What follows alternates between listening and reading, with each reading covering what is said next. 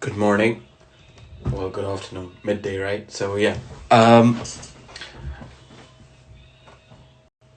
just to let you guys know, we're doing this live session today with a London-based property developer, central London-based property developer, who is joining me in right now. Arun A. Jaspal. Let's. Super.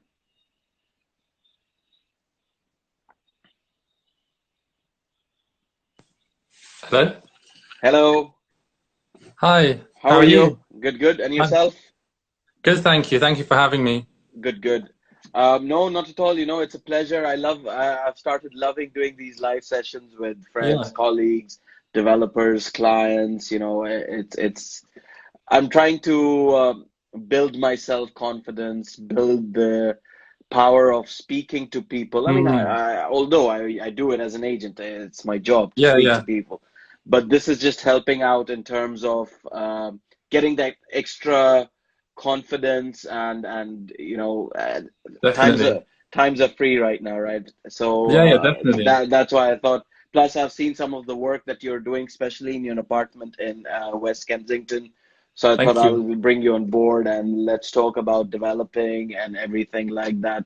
So before we move forward, Arun, I would like you to introduce yourself to the viewers that we have right now. Please do go ahead and just, Okay, yeah. So, so I graduated from university in 2016. yep, And I've had like a long-term interest in property because my mum's been doing buy-to-lets on the side for like the last 8 years or so. okay, Mostly in London, the southeast, in kind of not the super serious way. She doesn't look at all the yields and do it super analytically, but in a kind of just something to top up her income and for the long term. So I really started to get interested in it about kind of like midway through university, yep, and I started to help her out a lot with kind of the management, buying different, advising her on different properties to buy, doing the viewings, all those types of jobs. okay. I just got so interested in it, So and while you were at university, yeah. you were helping her out with all these things as well.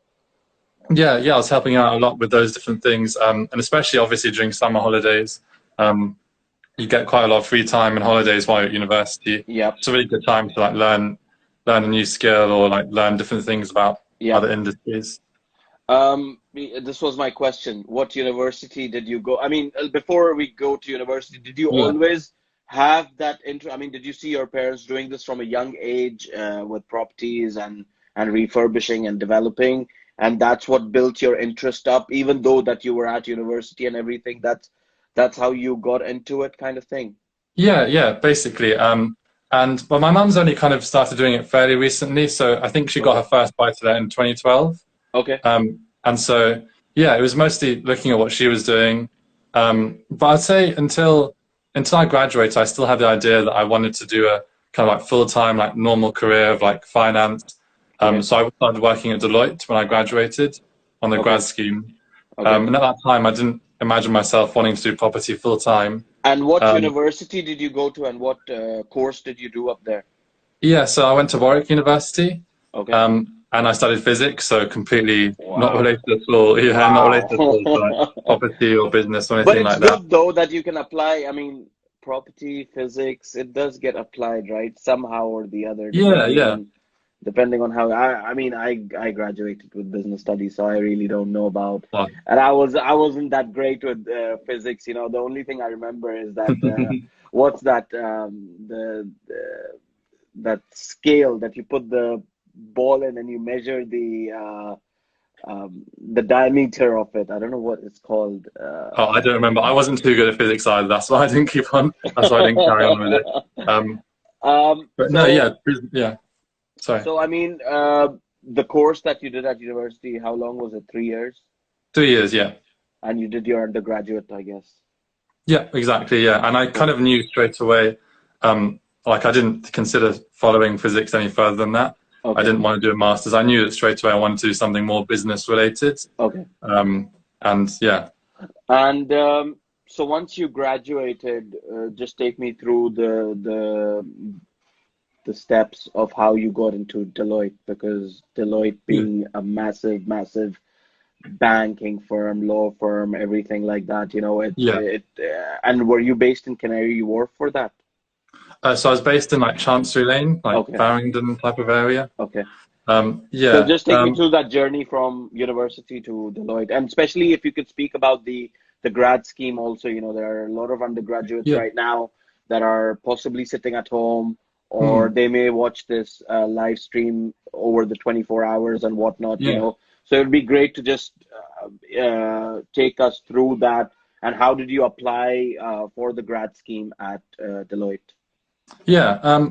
So if I'm honest, when you're at a university like that, it's kind of something that everyone does. So it's quite a common path going into these grad schemes, and it felt like almost You just mean you mean that when you're at a university like Warwick or any yeah. university? I think any university, but Okay. especially on courses like physics, Okay. a lot of people are very kind of like analytical, and they look to doing something like finance, accounting Okay. related. Got you. So there was a sense of it kind of felt like if you didn't want to do physics, it was the next obvious step. Okay. So I applied to that. The application was I started doing in my third year, just applying to loads of different accountancy firms, banks, even law firms, things like that, which felt like the thing that everyone was doing. It was kind of like the thing that you're meant to do in a way. Okay. And yeah, application process was quite hard. I had to do loads of different apply to loads of different places before I finally got something. But I was really happy to get it at the time.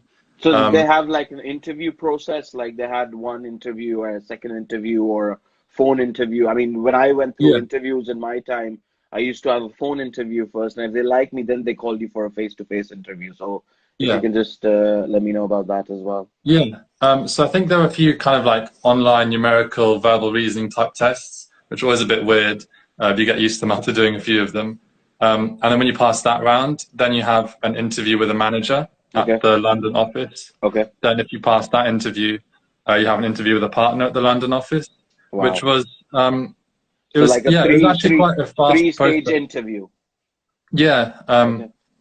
but actually relative to some of the other schemes, it was a relatively quick process, like only having 3 stages. Okay. Because they're all there's so much competition for these grad We've got schemes. a question here. I mean, this Yeah, question is not relevant right now, but let's take this yeah, on. Were yeah, of your course. friends supportive of your transition into property? I'd say, Friends. I yeah, mean, maybe family as well, if you can answer that. yeah, yeah.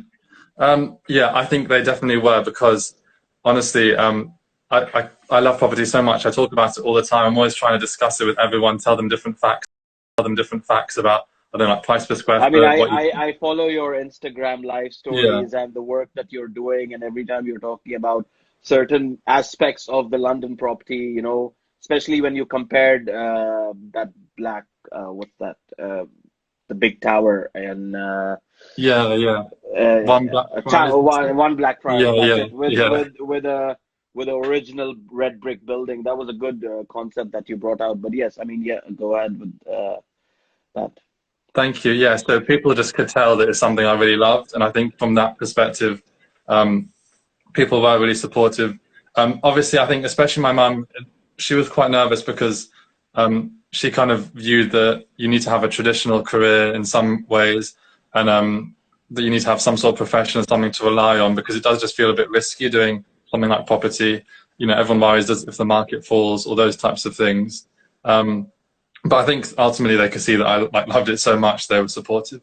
But then in times like this, sorry, we're just diverting away Yeah, from yeah, what you were doing at Deloitte. But yeah, in times like this, had you been working at Deloitte, it would be a totally different ball game right now, yeah, rather than doing your own thing. So I think maybe exactly. in that sense, you might have been lucky that you transitioned out of Deloitte Yeah, in good time to get into property full time sort of thing. yeah, So yeah, just going back to Deloitte. So after you finish the interview process, I mean, if you yeah, can, let's go forward with what you did there, and yeah, just to give a bit more information on that. yeah, yeah. So yeah, finish the interview process, and basically you get an offer. They give you a conditional offer based on you getting your 2-1 the end of your course.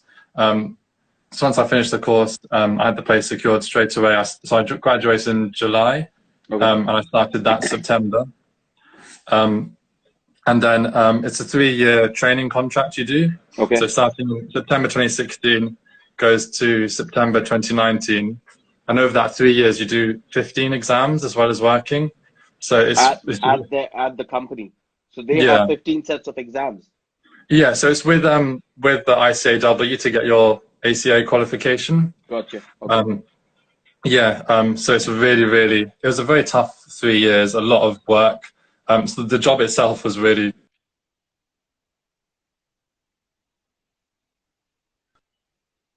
Hello. like Sorry. an exam twice, you get fired.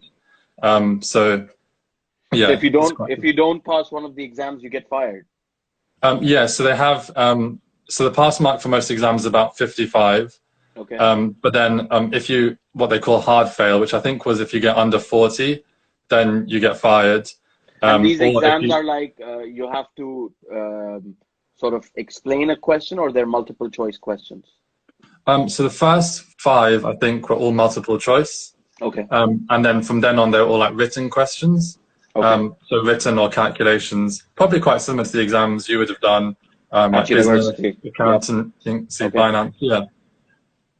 So that's you. So over those 3 years, I mean, what did you learn about working for such a big firm as to now working for yourself? I mean, just to get an idea on how Deloitte was and how they treat their staff, or just to take me through those steps. Because I've never worked for such a big firm, so I'm intrigued to know about these things. Possibly, if someone does come up to me sometime, my family or friend, and they speak about how's Deloitte, do you know about it? I can possibly refer them to this video. No, definitely. So it's working at such a big organization. It means that you get to work with loads of really big name clients, loads of like listed companies, household names, which is really interesting. It means you get a very high level view and understanding of different companies. So I worked in audit. Is it a really pressure oriented job that you were doing there? Yeah, definitely. Because the hours that you may have been working there. Yeah, so the hours were really long. The longest I've worked was probably 8 till 1. So 8 in the morning till 1 a.m. Wow. Yeah, well, probably later than that. I can't remember. It was just such a strange period. But yeah, really long hours, very high pressure because in audit everything is regulatory based. So the specific reporting deadlines, things have to be done by a date, and because of there is a lot of pressure on the firm, especially with different accounting scandals and issues, that everything has to be done right and thoroughly. And there's also the pressure to make a profit. So that all feeds down. And then as a junior, you do feel a lot of pressure and stress and time pressure in particular.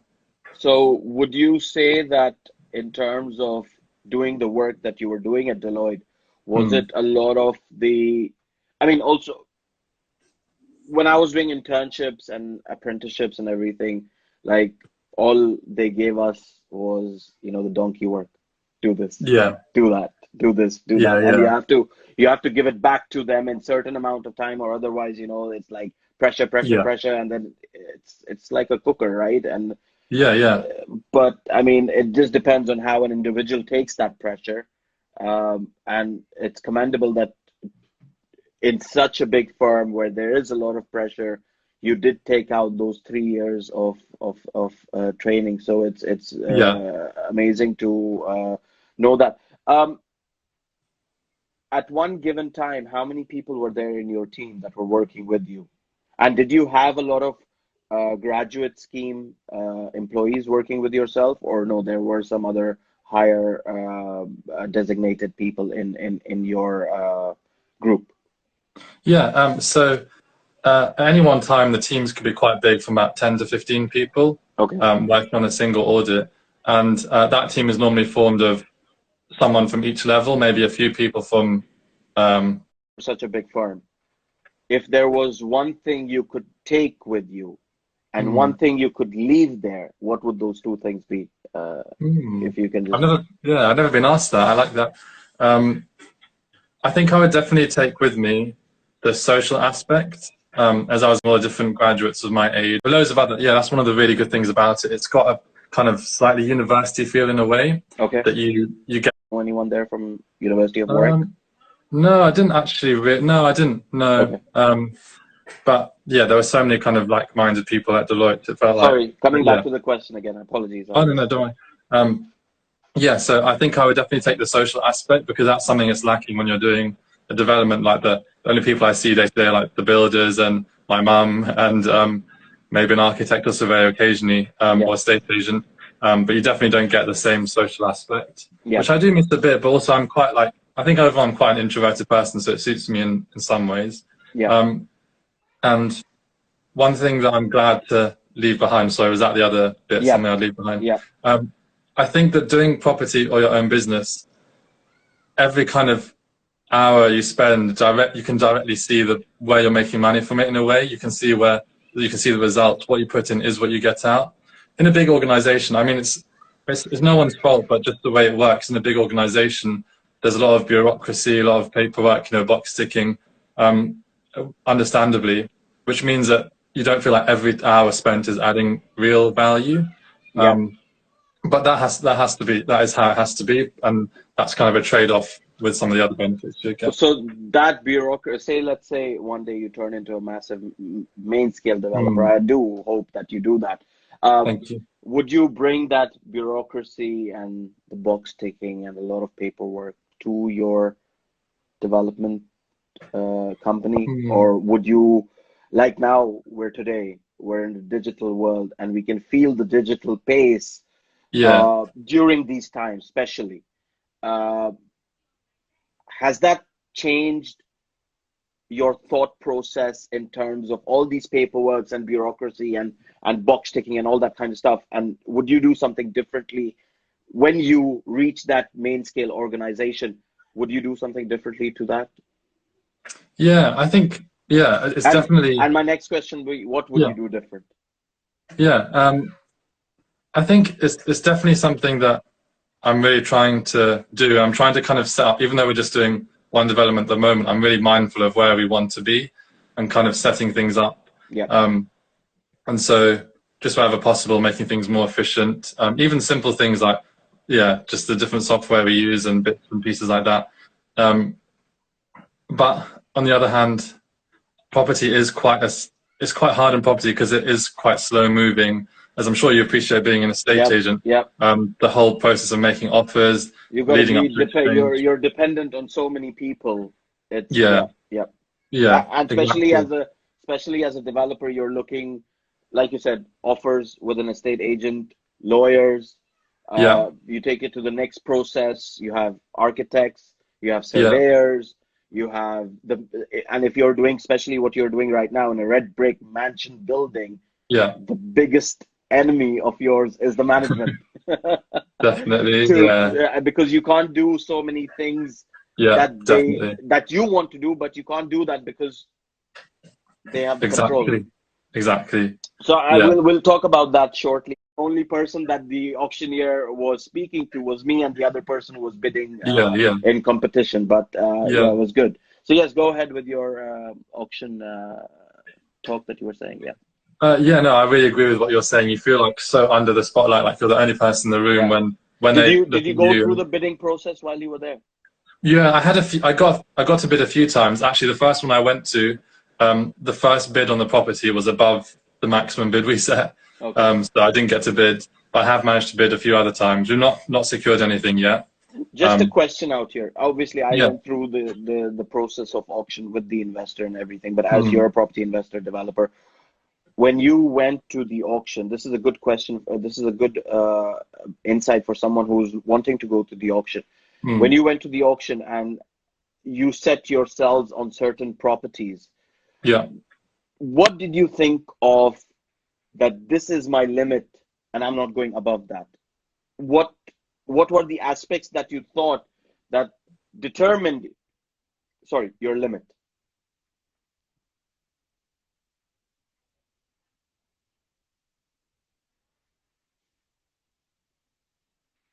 Hello?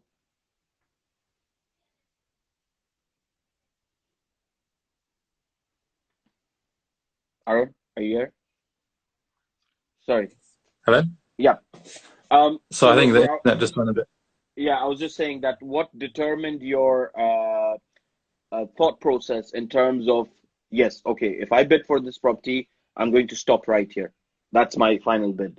What did you think of? What was your analogy on bidding for the properties that you went for? So you're saying how do we determine the maximum Exactly, bid, basically? exactly, Yeah. exactly. So yeah, ultimately, I had a big spreadsheet. I'd look at any individual property and calculate like a reasonable end value, what I think is worth done up, fully refurbished. Okay. And I'd always try to be very realistic and careful with that end value, especially in areas I'm not too familiar with because it is a bit judgmental. And those you can use from sold prices on Rightmove or loads of other websites. And then from there, I just took away a markup of around 20 to 30% to get to what our total costs would have to be to give us that specific markup profit margin. And then that gives you the total cost figure.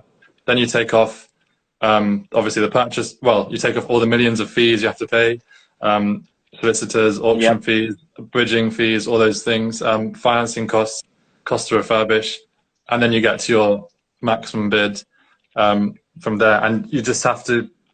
What I found is that I'd look individually at anything that I was a bit more uncertain on. So, for example, the cost to refurbish would be one that I didn't have that much confidence in because I hadn't experienced doing refurbishments in the North or Midlands.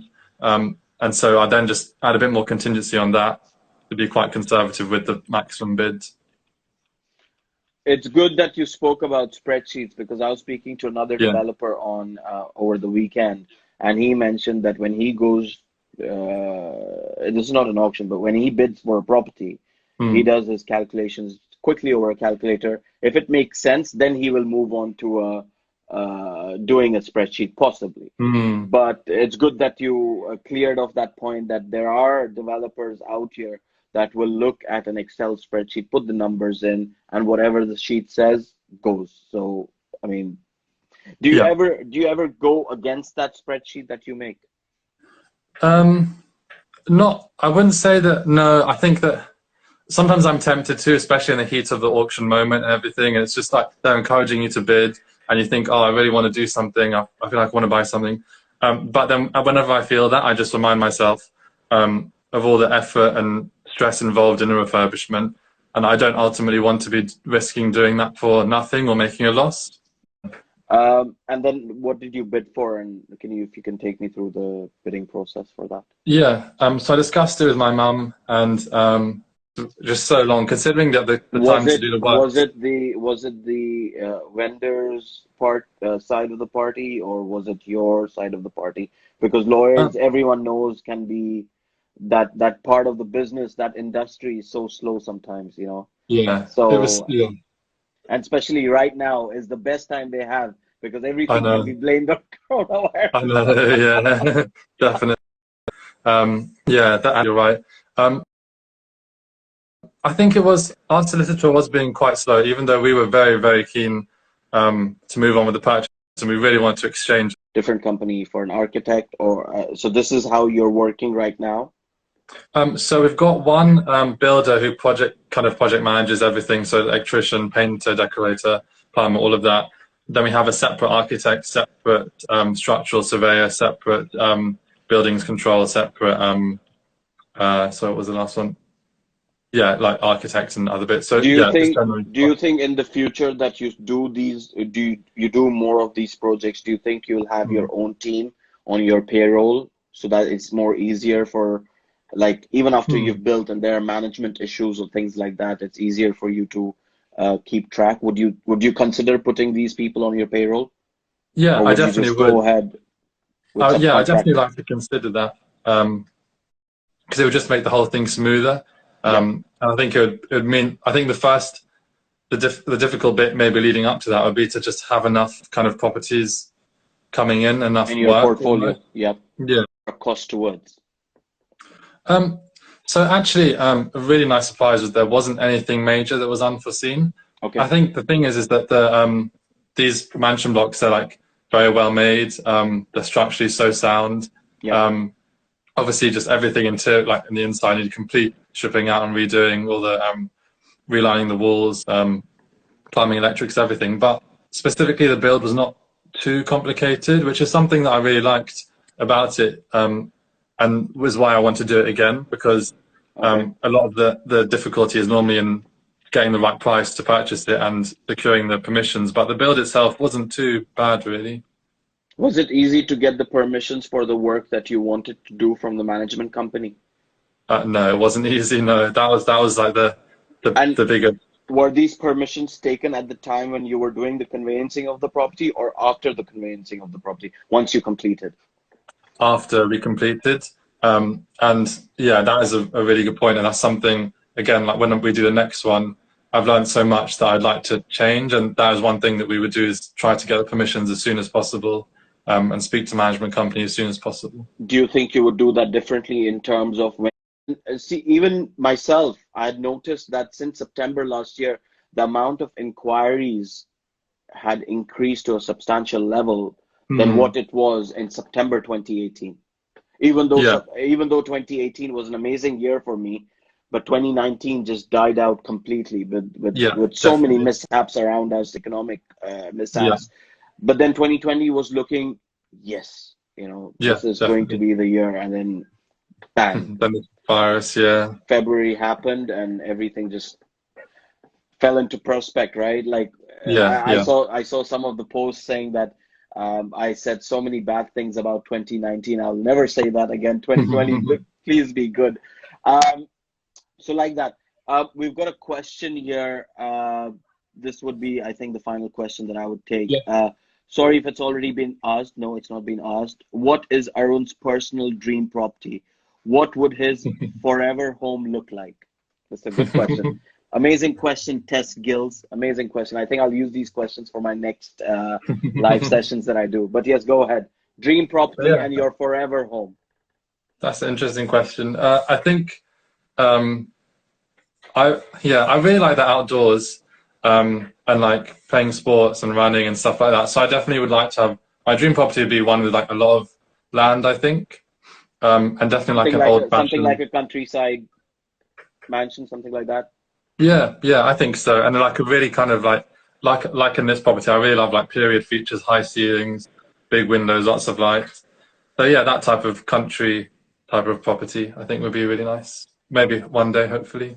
And that's your dream property. Yeah. And would that also be your forever home? Oh, forever home. I guess like thinking practically, but I don't know, maybe in the age of working from home, it wouldn't matter. But like thinking practically, my forever home would have to be like a suburb around like London. So I guess like a similar type of property. I mean, I guess you can get these like huge mansions in Hampstead. Yep, Um, Something like that would be very nice. that would be forever home. Um, so Arun, what I wanted to ask you finally is, obviously everyone is looking forward to your property being finished very soon. So good luck with that. Thank you. Um, when are you in the market again to buy something? So we're basically in the market already. I've actually made a few lockdown offers on things, and Okay. we've been registering for auctions. So we're in the market. Have you purchased anything? Have you put your offer on something during this lockdown period? Yeah, but it was quite. I kind of then factored in the cost of the uncertainty in a way. So it was quite a low offer, and it wasn't accepted. So you did But you go with something like 20-30%? yeah, yeah, 20-30%. Yeah, it was a Yeah. sealed bid property as well, actually. So it was just like a final bid we had to make. But Okay.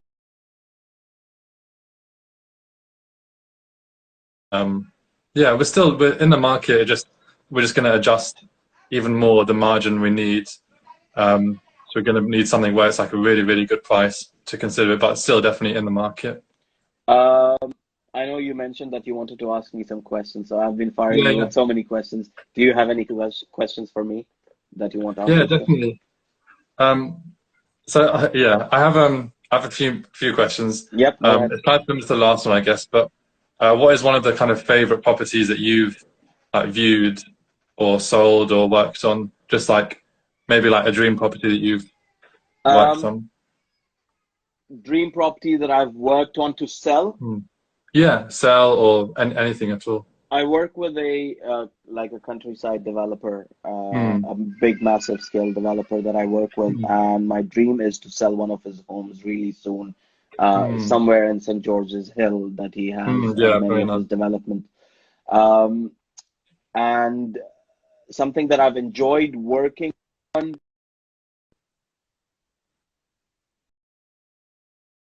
would enjoy work. Something that I've enjoyed working on Mm. is my deals in 2018. Two of those that Mm. came from Azerbaijan, and they Mm. were in Kensington as well, and Mm. literally so smooth, and everything was absolutely Yeah, amazing.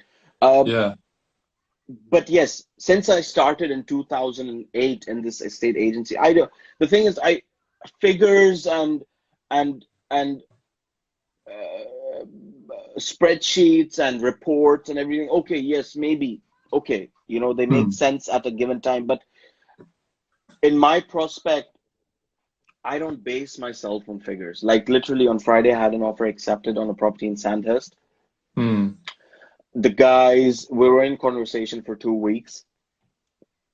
The offer was on a bulk sale of the whole development. So they were selling it for 2.1 million, the developers, Mm. 4 houses. When the buyer started their initial conversation, they again putting coronavirus, all that kind of prospect into place. They made an offer at 1.7. I thought that was not a bad offer. I thought that was a really good offer, especially for a Yeah, bulk sale. But the yeah. developer came back and said they're miles off, and I was like, hold on a second. Are you serious? I mean, do you think they're miles off at 400,000 pounds? Mm. But anyways, got it accepted at 1.9 on Friday. Yeah, So good. I think it Yeah, always comes down to the fact, like you said, you really wanted that Kensington property. You wanted to develop that. The price point was right. The Sorry, I've lost you.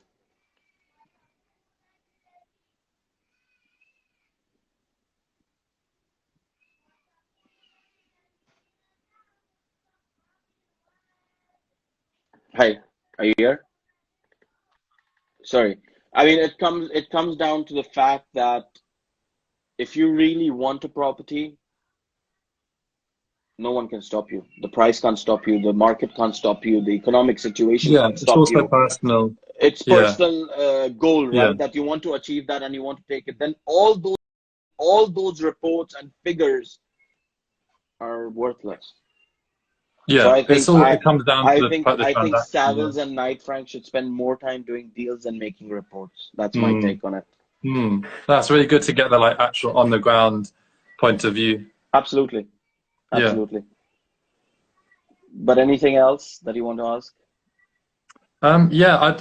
In general, it'd be quite nice to do one of these kind of like live because you've been asking so many people different questions. I'd like to do one kind of like likewise where I ask you Sure. um, Whenever is good in for you. detail questions. Absolutely. Yeah. I mean, this week is pretty much packed, but I could do, I've got like 10 live streams this week. So it's absolutely Oh God. amazing to, Yeah. from different aspects. So today I've got a property developer. Tomorrow I've got an estate agent in London. And then tomorrow at night I've got a interior designer all the way from US. So it's different people. It's all about coming together during these times, knowing about different things, knowing about and just empowering people with knowledge. Like today, you answered so many questions that I put forward to you, and there were viewers on here that heard you out, and I think they will take some good advice from this and put that Thank into you. their situation when they're going and buying a property. So it's absolutely amazing to know about these things. So, and yeah, whenever next week we can do something. Thank you. Yeah, I'll let you know. Yeah. Super. Guys, if you have any questions about development or anything about management, in terms of how to get about getting permissions from these management Yeah, companies, in definitely. terms Yeah. of doing a development for your red brick mansion apartment, do get in touch with Arun. Give him a follow, send him a DM. I'm sure he will reply to your questions, whatever they Yeah. are. And if you need a team, do contact him as well. He'll put you in touch with his development team that he has, provided they're not working on his property. Yeah. Definitely. But thank But you yeah, so thank you much, for all the Arun. questions. Thank you for joining me today. It was an absolute pleasure hosting you, Thank you. It's been really good. and I'll speak to you soon. Thank you. Speak to you soon. Take care. Bye. Bye-bye. Bye-bye. So guys, that was Arun online with me on my live session today on Instagram. This is my only live session for the day. So if any one of you wants to go back and listen to the conversation, do go on my live story on my profile, and you can see the whole conversation that I had with Arun A. Jaspal, who is a property developer in Central London. And if you have any property related questions or any advice that you need, or if you want to rent out your property or sell your property, get in touch with myself, BTH Properties. And thank you so much for tuning in, to all the viewers that tuned in. And if you're going to watch it live later, thank you so much for watching it. Take care and have a great day. See you later. Bye-bye.